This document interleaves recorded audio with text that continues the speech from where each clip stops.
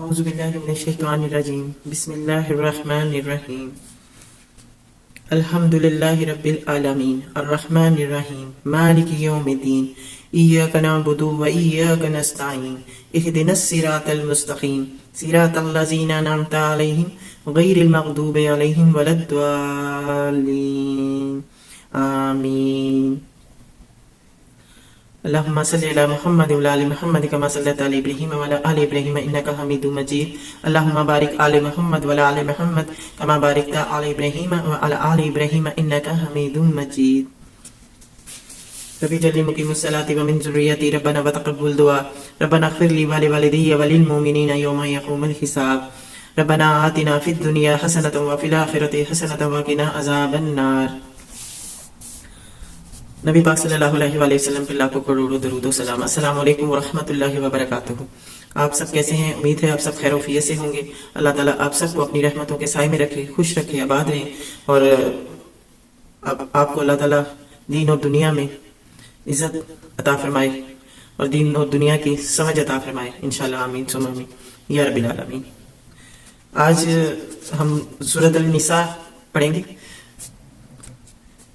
سورۃ بقرہ اور سورۃ ال عمران میں نے پوری کی تھی الحمدللہ۔ مجھے امید ہے کہ آپ نے اس کو سننا شروع کر دیا ہوگا اور انشاءاللہ پھر اس پہ عمل بھی کریں، غور سے سنیں اور آگے بھی شیئر کریں تاکہ زیادہ سے زیادہ لوگوں میں قرآن کی بات جو ہے پھیل جائے۔ قرآن سنیں، سنائیں اور آگے شیئر کریں ضرور۔ میں بھی اپنے چینل میں اس لیے پڑھ رہی ہوں تاکہ آگے قرآن کو ہم پھیلائیں، تو اردو کے ساتھ پڑھ رہی ہوں اور تاکہ سب کو سمجھ میں آئے۔ پھر آپ لوگوں کا فرض بنتا ہے تاکہ ضرور شیئر کریں قرآن کو اور سبسکرائب کریں تاکہ میری آنے والی ویڈیو آپ سب کو ملتی رہے اور آپ کے لیے آسانی پیدا ہو اور نوٹیفیکیشن آپ کو ملتا رہے گا۔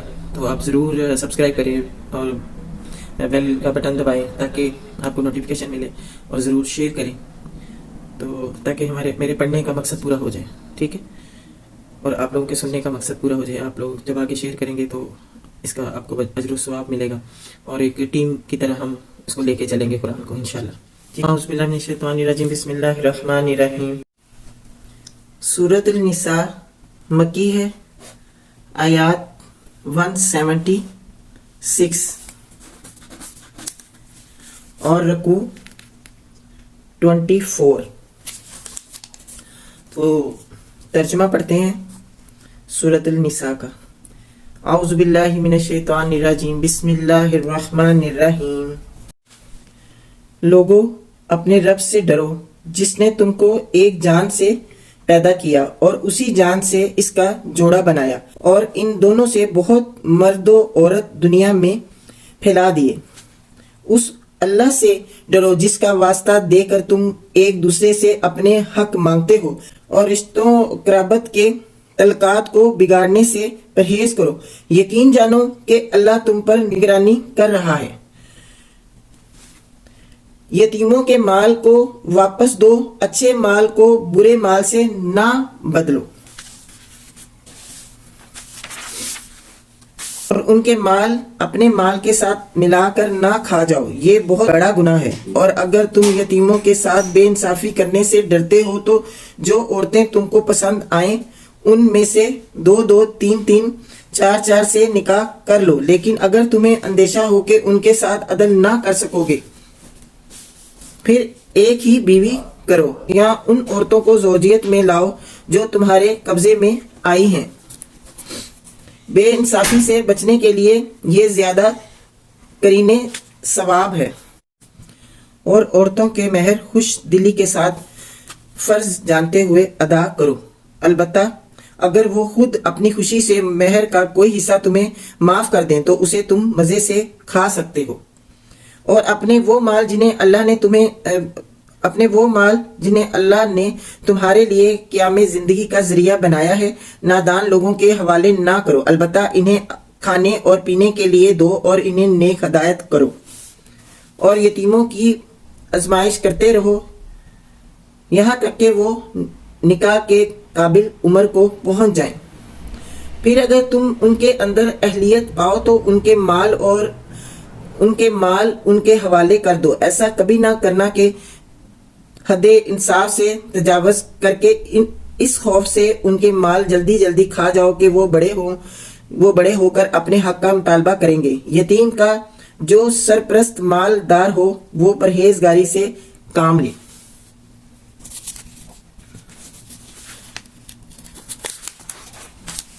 اور جو غریب ہو وہ معروف طریقے سے کھائے۔ پھر جب ان کے مال ان کے حوالے کرنے لگو تو لوگوں کو اس پر گواہ بنا لو، اور حساب لینے کے لیے اللہ کافی ہے۔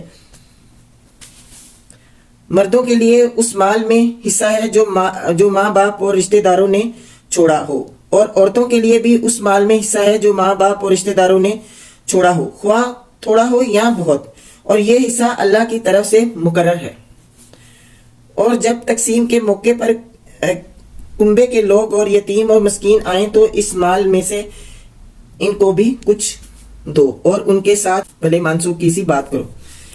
لیکن یہاں تو الٹا ہوتا ہے آج کل کے زمانے میں، کہ جو اصلی مال جس کا ہے اس کو ہڑپ کر جاتے ہیں، وہ پتہ ہی نہیں چلنے دیتے، کہتے ہیں کہ جی یہ تو ہمارا ہی مال ہے، اور آج کل یہ ہو بھی رہا ہے۔ آج کل کے کافی عرصے سے یہ چیز چل رہی ہے کہ پتہ ہی نہیں ہے کہ کس کا مال ہے، بس اڑا رہے ہیں اور زبردستی قبضہ کر لیتے ہیں، جیسے زمینوں پہ گھروں پہ قبضہ کر لیتے ہیں۔ تو یہ کتنی غلط بات ہے کہ وہ زمین کسی کی، گھر کسی کا، دکان کسی کی ہو اور اس پہ خود مالک بن جائے، زبردستی قبضہ کر لیں، تو یہ بھی بہت غلط بات ہے نا۔ کسی نے اتنی محنت سے، اپنی کمائی سے، اپنے رزق سے، اپنی کمائی سے جو اللہ نے اس کو دیا، اس سے اگر اس نے بڑی محنت کر کے کچھ بنایا ہو، گھر بنایا ہو یا دکان بنائی ہو یا زمین خریدی ہو، تو اس پہ یعنی کہ قبضہ کیا جائے زبردستی، تو یہ کتنی بری بات ہے۔ اس طرح کرنا بڑا سخت گناہ بتایا گیا، منع فرمایا قبضہ کرنے سے، کہ کسی کا مال آپ، کسی یتیم مسکین کا مال آپ نہ کھاؤ، اور نہ ہی یعنی کہ اس طرح کرنا چاہیے کہ رشتہ داروں نے جو چھوڑا ہے مال اس کو وہ آپ اس طرح سے مطلب حصہ ان کا دینا چاہیے، جب وہ اپنی اس عمر تک پہنچے کہ شادی کی عمر تک پہنچے تو ان کو دے دینا چاہیے، کہ وہ سمجھدار ہو گئے ہیں تو ان کا مال ان کو دے دینا چاہیے، اور زبردستی اس کو کھا پی لینا نہیں چاہیے کہ ابھی تو بچے چھوٹے ہیں اور ان کا مال کھا لو پی لو اور کیا کسی نے پوچھنا ہے۔ تو اللہ تعالیٰ تو دیکھ رہا ہے نا، اللہ تعالیٰ نے تو ہر بات دیکھیں قرآن میں واضح طور پہ بتا دی ہے کہ یتیموں کا مال نہیں کھانا، یتیموں مسکینوں کا مال نہیں کھانا، اور امانت کی جیسے خیانت نہیں کرنی۔ تو اللہ تعالیٰ سب کو محفوظ رکھے اس چیز سے، اور اللہ کے کام کو سننے کی، سمجھنے کی پوری کوشش کریں، اور اپنی زندگیوں کو قرآن کے مطابق، اللہ کے حکم کے مطابق، جو قرآن میں اللہ تعالیٰ نے حکم دیا اس کے مطابق زندگی گزارنے کی کوشش کریں، اس پہ چلیں انشاءاللہ۔ اللہ تعالیٰ ہمیں توفیق دے، آمین ثم آمین یا رب العالمین۔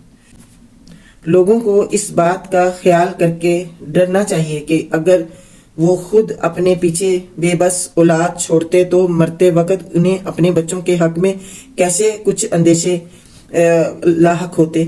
پس چاہیے کہ وہ اللہ کا خوف کریں اور راستی کی بات کریں۔ جو لوگ ظلم کے ساتھ یتیموں کے مال کھاتے ہیں اور در حقیقت وہ اپنے پیٹ آگ سے بھرتے ہیں۔ تو بس استغفر اللہ، دیکھیں کتنی سختی سے اللہ تعالیٰ نے منع فرمایا کہ جو یتیموں کا مال کھاتے ہیں اس کا کتنا غلط مطلب انجام ہوگا کہ وہ اپنے پیٹوں میں آگ بھرتے ہیں۔ اللہ تعالیٰ نے اس کی مثال اس طرح دی ہے۔ استغفر اللہ، استغفر اللہ۔ اللہ تعالیٰ معاف کرے، اور جس کا حق کسی نے مارا ہے وہ اس کو لوٹا دے، جس کا جو حق ہے، جو نصیحتیں ہیں وہ اس کی نصیحتیں جو وہ کر کے گیا ہے اس کو پورا کریں، اور یتیم اور مسکین کا حق نہ ماریں، اس کا حق اس کو ضرور دیں، کیونکہ یہ ان کا حق ہوتا ہے، چاہے لکھا ہوا ہو یا نہ ہو، لیکن قرآن پاک میں لکھا ہوا ہے کہ یتیم و مسکین کا حق نہیں مارنا، ان کا پہنچانا ہی ہے ان کا۔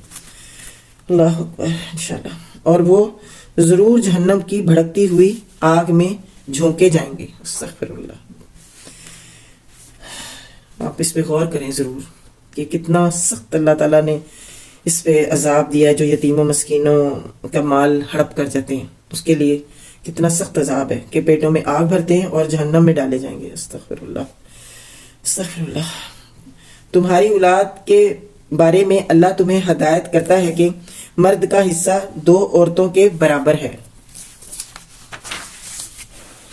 اگر میت کی وارث 2 سے زیادہ لڑکیاں ہوں تو انہیں ترکے کا 2/3 دیا جائے، اور اگر ایک ہی لڑکی وارث ہو تو آدھا ترکہ اس کا ہے۔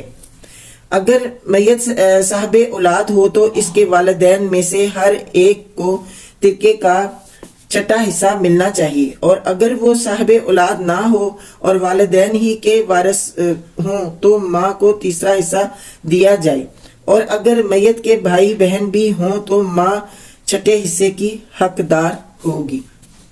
یہ سب حصے اس وقت نکالے جائیں گے جبکہ وصیت جو میت نے کی ہو پوری کر دی جائے اور قرض جو اس پر ہو ادا کر دیا جائے۔ جو میت پہ قرض ہے وہ بھی ادا کرنا ہے اس کے مال سے، جو وہ مال چھوڑ کے گیا میت چھوڑ کے گئی یا چھوڑ کے گیا، وہ اس کے ہی مال سے پہلے آپ قرضہ نکالیں گے، قرضہ دیں گے، اس کے بعد آپ اس کے حصے کریں گے جو اللہ تعالیٰ نے مقرر کی۔ انشاءاللہ اللہ تعالیٰ سب کو توفیق دے۔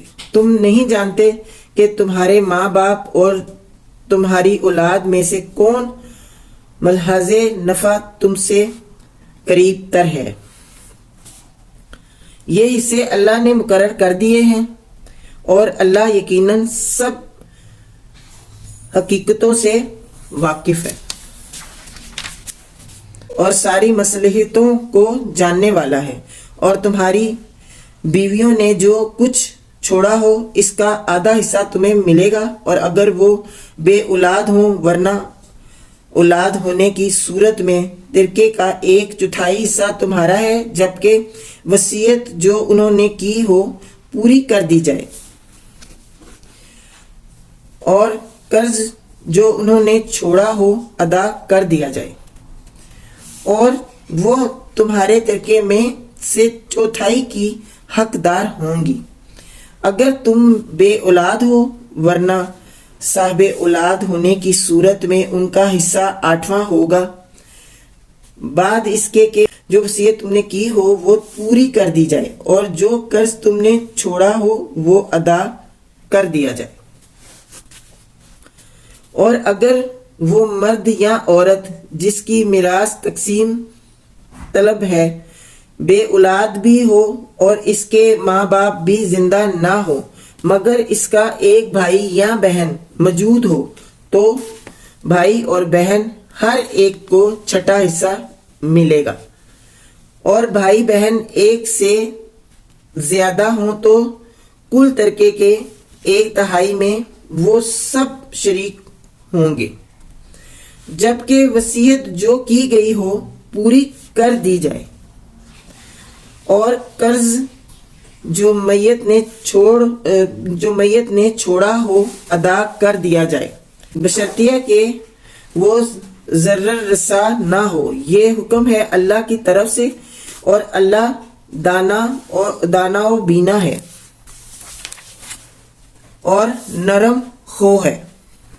یہ اللہ کی مقرر کی ہوئی حدیں ہیں، جو اللہ اور اس کے رسول صلی اللہ علیہ وآلہ وسلم کی اطاعت کرے گا اسے اللہ ایسے باغوں میں داخل کرے گا جن کے نیچے نہریں بہتی ہوں گی، اور ان باغوں میں وہ ہمیشہ رہے گا، اور یہی بڑی کامیابی ہے۔ اور جو اللہ اور اس کے رسول صلی اللہ علیہ وآلہ وسلم کی نافرمانی کرے گا اور اس کی مقرر کی ہوئی حدوں سے تجاوز کرے گا اسے اللہ آگ میں ڈالے گا جس میں وہ ہمیشہ رہے گا، اور اس کے لیے رسوا کن سزا ہے۔